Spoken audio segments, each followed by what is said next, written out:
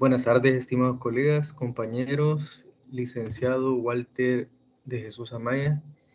En esta ocasión, como equipo número 8, nos presentamos para desarrollar lo que es el tema del impuesto a la ganancia. Nuestro equipo está conformado por los compañeros Lloyd Esther Berrío Rivas, Pedro Alejandro Pérez Canales, Verónica Guadalupe Pérez Quintanilla, Héctor Danilo Polanco Gómez, Luis Ángel Rojas Martínez, Emanuel Alberto Vázquez Rivas.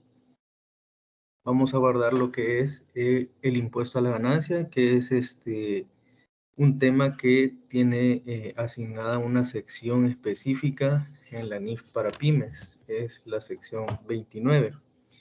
Y para introducirnos en el tema vamos a ver lo que es la definición del impuesto a la ganancia. Nos dice un apartado que se puede definir que el impuesto a las ganancias hace referencia a los impuestos relacionados con las ganancias sujetas a imposición.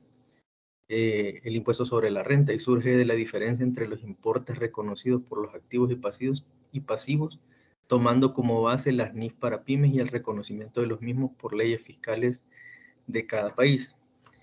Este tema es bastante controversial en el sentido de que genera muchas diferencias, ya que existen dos criterios que se tienen que utilizar para lo que es hacer la medición y la afectación en cuanto al pago de los tributos. En el caso de una entidad, se sabe que tiene que tributar una vez se ha establecido su utilidad en el estado de resultados. El Estado establece una tasa la cual se debe de aplicar y a partir de ahí se genera la parte con la que va a tributar o lo que le va a pagar al Estado, ¿verdad? Pero intervienen diversos factores en ese sentido porque hay mediciones en cuanto a algunas partidas que se hacen por medio de la aplicación de la normativa internacional, en este caso la NIF para pymes. Pero la ley como tal también tiene sus propios criterios y esa diferencia de criterios es la que da lugar a que haya necesidad de normar el impuesto a las ganancias para establecer una concordancia entre ambos tipos de criterio. El impuesto a la ganancia lo vamos a encontrar en la sección 29 de la NIF para pymes. Y esta sección trata la contabilidad del impuesto a la ganancia. Nos dice que se requiere que una entidad reconozca las consecuencias fiscales actuales y futuras de transacciones y otros sucesos que se hayan reconocido en los estados financieros. Estos importes fiscales reconocidos comprenden el impuesto corriente y el impuesto diferido. El impuesto corriente es el impuesto por pagar, por las ganancias o pérdidas fiscales del periodo corriente o de periodos anteriores. El impuesto diferido es el impuesto por pagar o por recuperar en periodo futuro, generalmente como resultado de que la entidad recupera o liquida sus activos y pasivos por su importe en libros actual. Y el efecto fiscal de la compensación de pérdidas o créditos fiscales no utilizados hasta el momento procedente de periodos anteriores. Entonces, lo que trata esta sección es que los importes fiscales dice que reconocidos comprenden el impuesto corriente. El impuesto corriente sabemos que es el que se determina en el periodo que estamos trabajando, que estamos cerrando. El impuesto diferido es el que vamos a reconocer en periodos futuros o lo que nos va a afectar en periodos futuros. Entonces, nosotros podemos determinar o establecer una utilidad en el periodo que estamos cerrando, en el periodo corriente, y sobre esa utilidad aplicar la tasa correspondiente según la ley. Sin embargo, puede hacer que hayan diferencias en cuanto a criterios que la normativa trata y que difiere totalmente del criterio que establece la ley. Y eso es lo que vamos a ahondar a partir de la sección 29. Y como toda la normativa de la NIF para pymes, tenemos que considerar 4 grandes cosas, que son la medición, el reconocimiento, la presentación y la revelación. Para ello vamos a iniciar con lo que es el reconocimiento y la medición inicial de impuestos corrientes. En el caso de los pasivos por impuestos corrientes, nos dice que una entidad reconocerá un pasivo por impuestos corrientes por el impuesto a pagar por las ganancias fiscales del periodo actual y los periodos anteriores. Si el importe pagado correspondiente al periodo corriente y a los anteriores excede el importe por pagar de estos periodos, la entidad reconocerá el excedente como un activo por impuesto corriente. Como todos sabemos, los pasivos son obligaciones, entonces es la parte que nos corresponde pagarle al Estado por la tasa que se ha calculado, aplicándola directamente a la utilidad que se ha determinado en el estado de resultados. El activo por impuesto corriente dice que una entidad reconocerá un activo por impuesto corriente por los beneficios de una pérdida fiscal que pueda ser aplicada para recuperar el impuesto pagado en un periodo anterior. Este movimiento del activo es a la inversa del pasivo. En el caso de que el pasivo es una obligación, sabemos que el activo es un bien o es un valor que es a favor de la entidad en este caso. Entonces, por eso se registra como un activo por impuesto corriente. La diferencia entre los dos es que en el caso del pasivo habrá una salida de efectivo, porque recordemos que el tributo al Estado le ingresa en efectivo. Y para la entidad es una salida de efectivo. En cambio, el activo, la entidad no percibe ese dinero como tal, pero se registra como un bien a favor nuestro que lo podemos recuperar posteriormente en caso de que haya necesidad de liquidar un pasivo. Vamos a ver también lo que es el reconocimiento posterior. En este caso, cuando surge el impuesto diferido. Una entidad reconocerá un activo o pasivo por impuestos diferidos por el impuesto por recuperar o pagar en periodos futuros como resultado de transacciones o sucesos pasados. Este impuesto surge de la diferencia entre los importes en libros de los activos y pasivos de la entidad en el estado de situación financiera y los importes atribuidos a los mismos por parte de las autoridades fiscales. Estas diferencias se denominan diferencias temporarias y la compensación de pérdidas o créditos fiscales no utilizados hasta el momento procedentes de periodos anteriores. Okay, entonces acá nos encontramos con la parte medular de lo que son en sí es lo que es el impuesto a la ganancia y la controversia que entramos cuando mencionamos lo que son las diferencias temporarias, porque aquí entra en juego los dos criterios, tanto el criterio técnico que nos establece la normativa, la NIF para pymes, y el criterio legal que ya está establecido en las leyes. Específicamente en este caso vamos a tratar lo que es la ley del impuesto sobre la renta, que es donde se nos establece la tasa bajo la cual se va a tributar aplicándola a la utilidad que se ha determinado en el ejercicio en el periodo corriente. Entonces, los criterios que intervengan, nos dice acá que la diferencia entre los importes en los libros de los activos y pasivos de la entidad en el estado de situación financiera, quiere decir que vamos a ver los valores en libros que tengamos conforme a nuestras políticas contables que se han establecido previamente conforme a la normativa técnica. Entonces, vamos a hacer una comparación entre nuestros saldos en el estado de situación financiera. Y recordemos que las cuentas principales que intervienen en el estado de situación financiera son los activos y los pasivos. Por esa razón existe un modelo para poder calcular estas diferencias a través del modelo del estado de situación financiera o de balance general, que es hacer la comparación de los saldos de los valores en libros de la contabilidad o la base financiera contra la base fiscal, es decir, aplicando la base o el criterio que me establece la ley y comparándola contra mi base financiera. La diferencia que exista entre una misma partida con respecto a una y otra, esa me va a dar paso a lo que es una diferencia temporaria.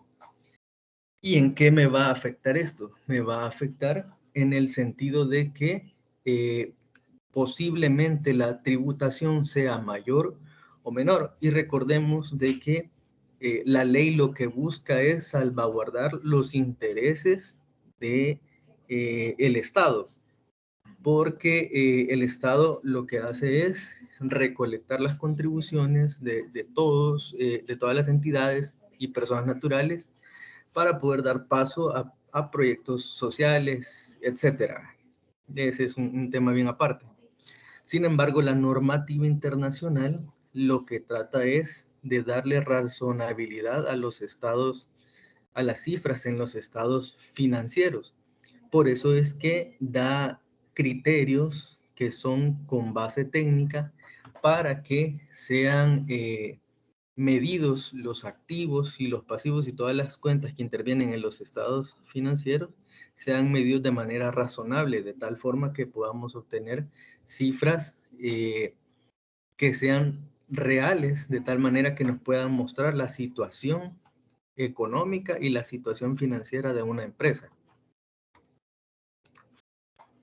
La medición del impuesto diferido. Una entidad dice que medirá un pasivo o un activo por impuesto diferido usando las tasas impositivas y la legislación fiscal que hayan sido aprobadas, cuyo proceso de aprobación esté prácticamente terminado en la fecha de presentación. En este punto, la normativa nos establece que la manera en que vamos a medir los pasivos o los activos por impuestos diferidos es con base en la ley. Y si hablamos del impuesto sobre la renta, estamos hablando de que la ley nos establece de una vez la tasa que nosotros vamos a aplicar. Para el caso de El Salvador, sabemos que hay dos criterios. Para ingresos arriba de $150,000, mayores a $150,000, la tasa a aplicar va a ser de 30%. Para ingresos menores a $150,000, vamos a aplicar lo que es el 25%. Entonces la medición es directa, la normativa nos manda a que veamos la ley. ¿Por qué? Porque la ley está encima, en este caso está por encima de la normativa. Entonces la norma no nos va a indicar qué tasa vamos a aplicar para tributar nosotros en los estados financieros.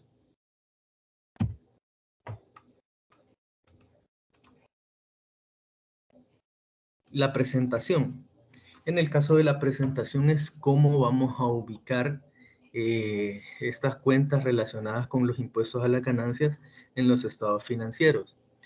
Y hay dos ubicaciones, tanto en el estado de resultado integral y en el patrimonio, como en el estado de situación financiera. Nos dice que una entidad reconocerá el gasto por impuesto en el mismo componente del resultado integral, es decir, operaciones continuadas, operaciones discontinuadas u otro resultado integral, o en su patrimonio en función de la transacción u otro suceso que diera lugar al gasto por impuesto, de acuerdo a la naturaleza de la cuenta que haya surgido, así se va a ubicar. En el caso del gasto, sabemos que los gastos y los ingresos se ubican en el estado de resultados. En el caso del estado de situación financiera, podemos mencionar que cuando una entidad presente activos corrientes o no corrientes y pasivos corrientes o no corrientes como clasificaciones separadas en su estado de situación financiera, no clasificará ningún activo pasivo por impuestos diferidos como activo o pasivo corriente. Es decir que tanto el activo como el pasivo se ubicará en la parte de los activos o pasivos no corrientes. ¿Y qué es lo que se va a revelar? Una entidad dice que revelará información que permita a los usuarios en su estado financiero evaluar la naturaleza y el efecto financiero de las consecuencias de los impuestos corrientes y diferidos de transacciones y otros eventos reconocidos. También nos dice que una entidad revelará separadamente los principales componentes del gasto o ingreso por impuesto.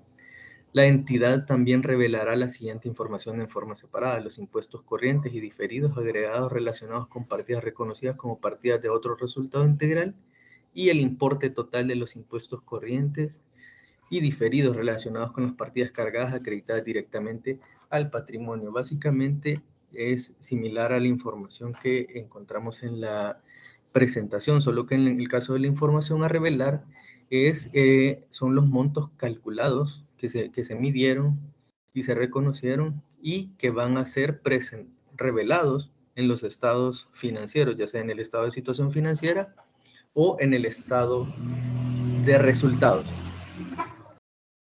Ya teniendo una vez todos estos criterios que nos establece la norma, la manera en que nosotros vamos a hacer el cálculo del impuesto a las ganancias, de las diferencias temporarias, lo vamos a encontrar en una tabla de decisión, porque hacer el cálculo de manera mental se vuelve un poco complicado. Pero en la tabla de decisión vamos a encontrar el criterio que debemos utilizar para identificar las diferencias temporarias, ya sea que sean imponibles o deducibles. ¿Y qué quiere decir imponible o deducible? Que ya sea que el impuesto esté a mi favor o esté a favor del Estado. Entonces, ¿cuándo sucede esto? Cuando yo tengo un crédito a favor o cuando yo tengo que pagar un impuesto. Entonces, como ya mencionamos, uno de los modelos que se utiliza para hacer esta medición es el modelo del estado del balance general, que es medir los valores en libros, tanto de los activos como los pasivos. Y vamos a encontrar que para un activo y un pasivo en donde la base contable sea igual a la base fiscal, ahí no vamos a tener efectos porque no nos surge diferencia. Y esto quiere decir que muy probablemente se ha aplicado un criterio con base en la norma y un criterio fiscal que son iguales, entonces no van a tener efectos, no va a surgir diferencia. O simplemente que tenemos el saldo tal cual se ha registrado o se ha reconocido un activo o un pasivo, en el que no interviene ningún criterio mayor, tanto de la parte normativa como de la parte fiscal. Ahora bien, cuando en el activo la base contable o el valor en libros sea mayor a la base fiscal o al valor en libros, al hacer el cálculo según base fiscal, sea mayor a la base fiscal, nos vamos a encontrar que vamos a tener ahí una diferencia, ¿verdad? Saldo mayor del activo y el saldo menor del valor en libros de la base fiscal nos va a dar una diferencia temporaria de tipo imponible. En este caso, vamos a pasar a reconocer lo que es un pasivo por impuesto diferido, es decir, una obligación por un impuesto que tenemos que pagar. Cuando siempre en el activo sucede lo contrario, la base contable es menor a la base fiscal, en ese caso la diferencia temporaria se vuelve deducible y el efecto es a la inversa.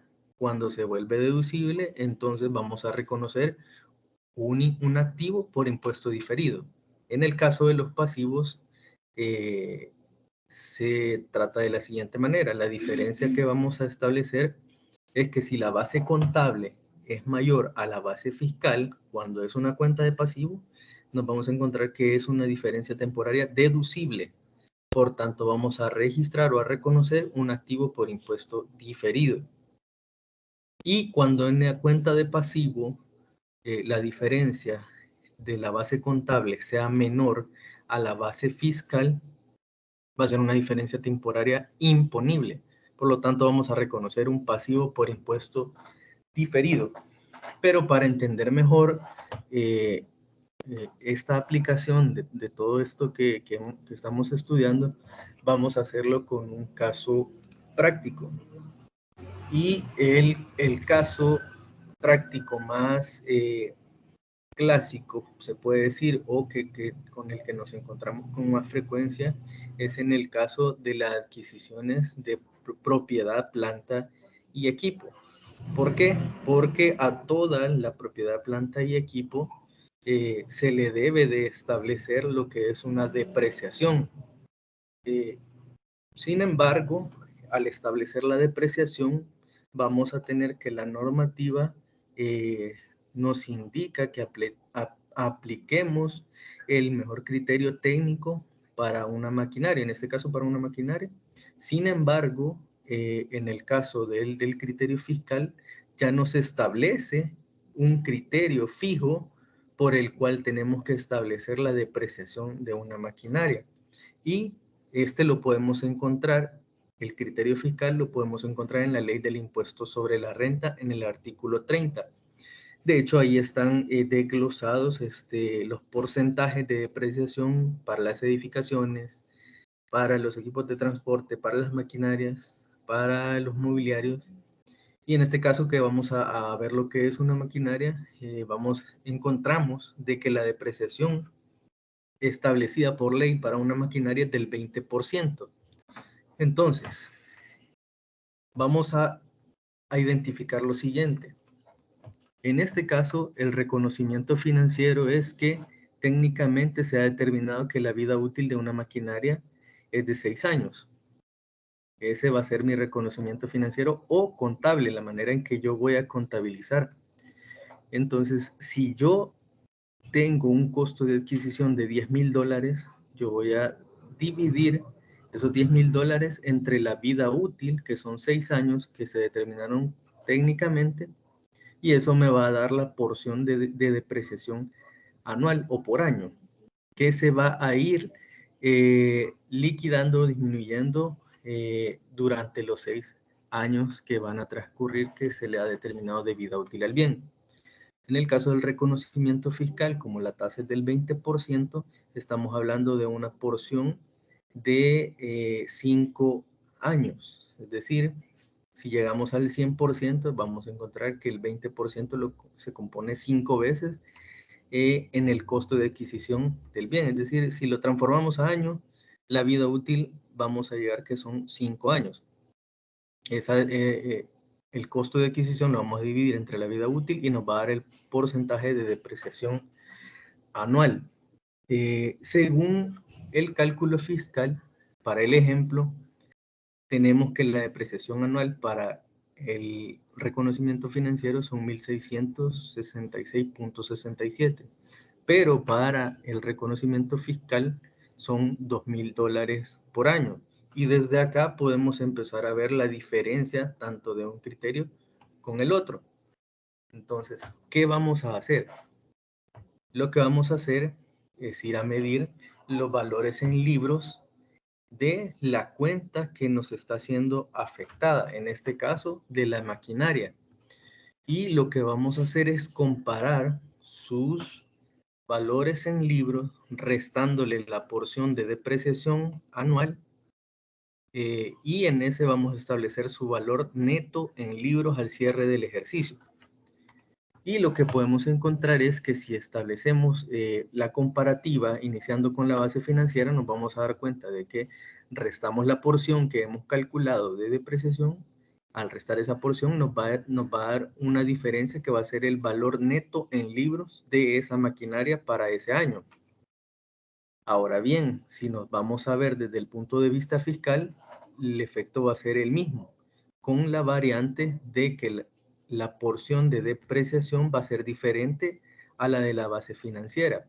Entonces, si tenemos un valor en libros, en este caso de 10,000, menos la depreciación para la base financiera, menos de depreciación de 1,666.67, vamos a tener un saldo en libros de 8,333.33.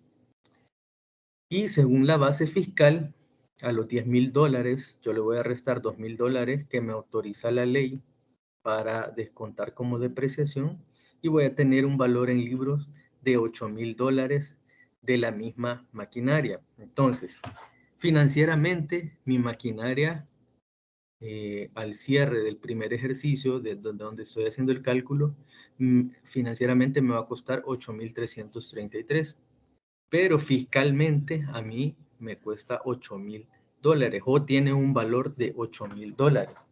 Y acá en esta, entre un valor y otro, es donde surge la diferencia. ¿Y en qué afecta esto al impuesto a la ganancia? Recordemos que la depreciación es un escudo fiscal y en la medida que la porción sea mayor o menor, me va a afectar en cuanto a la porción también del pago del tributo como tal. Es decir, como puedo pagar mayor impuesto, también puedo pagar o puedo dejar de pagar impuestos.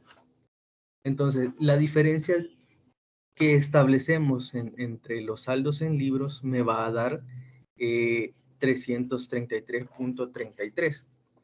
Pero si recordamos la tabla de decisión, como estamos hablando de una cuenta de activo, una propiedad, plantilla, equipo, como el saldo en libros es financieramente es mayor a la base fiscal, entonces vamos a establecer la diferencia temporaria de 333.33. Y a la diferencia le vamos a aplicar la tasa del tributo que tenemos que cancelar. Es decir, del 30%. Para el caso práctico, ejercicio práctico, vamos a aplicar el 30%. Entonces, en ese caso son $100 de impuesto diferido los que hemos calculado. Entonces, si nos vamos a la tabla y nos encontramos que la base fiscal es mayor a la base contable, perdón, es mayor a la base fiscal, entonces tenemos que una diferencia temporaria imponible. Por lo tanto, vamos a reconocer un pasivo por impuesto diferido y se va a reconocer de la siguiente manera.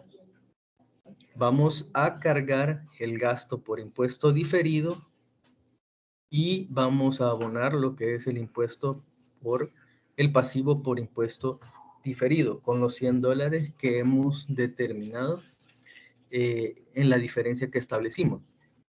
Este va a ser el reconocimiento o la partida de reconocimiento por el impuesto diferido. Como sabemos, el pasivo es una obligación. Entonces, si es una obligación, se me vuelve un gasto. Es decir, es una cantidad que yo le tengo que cancelar al fisco o al Estado. Y si el mismo ejercicio práctico le hacemos el movimiento, pero a la inversa, es decir, que siempre la base fiscal se va a mantener porque esto ya está establecido por ley. La vida útil de la maquinaria siempre va a ser 5 años según el reconocimiento fiscal, pero en el reconocimiento financiero, si técnicamente se estableció que la vida útil es de 4 años, entonces nos vamos a encontrar de que financieramente se le va a depreciar $2.500 por año en línea recta o de forma lineal. Y el reconocimiento fiscal se va a mantener con la porción de depreciación anual de $2.000. Hacemos la misma comparación de los valores en libros, tanto de la base financiera como de la base fiscal, y en este caso vamos a tener un efecto a la inversa del primer caso que estuvimos viendo. En este caso, para el primer año vamos a notar que el valor en libros de la base financiera es de 7.500 y el valor en libros, según el cálculo fiscal, es de $8.000. En este caso, el valor en libros es menor a la base fiscal. Por lo tanto, si aplicamos nuevamente la tabla de decisión, nos vamos a encontrar que la misma cuenta de activos, pero en este caso, cuando la base contable es menor a la fiscal, nos indica que va a ser una diferencia temporaria deducible. Por lo tanto, el movimiento va a ser a la inversa de como vimos el primer caso. Va a ser un activo por impuesto diferido el que vamos a reconocer, de tal manera de que la diferencia entre $7.500 que me cuesta según libros, según base financiera, contra $8.000 según el cálculo fiscal, me da una diferencia de $500. A los $500 le aplicamos la tasa del 30% a la diferencia temporaria, y ahí nos surge la porción de impuesto diferido o la porción en la que tenemos diferencia en el impuesto a la ganancia. En este caso es un saldo que va a estar a nuestro favor. Por lo tanto, vamos a generar un activo o vamos a reconocer un activo por impuesto diferido cargándolo y vamos a abonar lo que es el ingreso, un ingreso por impuesto diferido. De tal forma que podemos entender que esta porción que hemos calculado acá es un saldo que está a favor de la entidad. Y en el caso de cuando hicimos allá el registro del pasivo, nos dimos cuenta de que era un saldo a favor del fisco. Entonces, es una obligación que la entidad tiene por pagar en el futuro. Así que esa es la aplicación básicamente de lo que es el impuesto a las ganancias con lo que son las diferencias temporarias.